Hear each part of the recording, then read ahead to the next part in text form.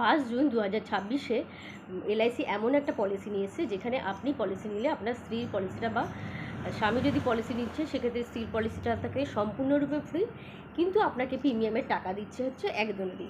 এবং এই পলিসিটাতে আপনি 7% থেকে 8.10% গ্যারেন্টেড অ্যাডিশন রিটার্ন পাচ্ছেন।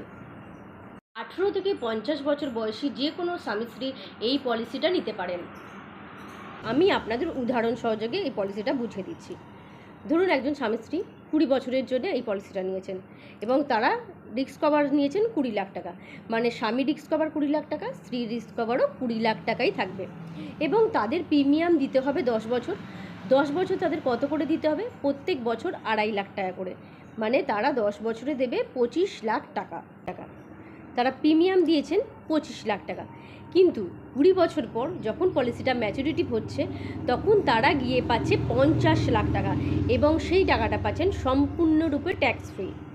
স্ত্রী দুজনের মধ্যে কারো একজনের কিছু হয়ে যাচ্ছে, সেক্ষেত্রে 20 লাখ টাকা অপরজনকে দিয়ে দেওয়া হচ্ছে।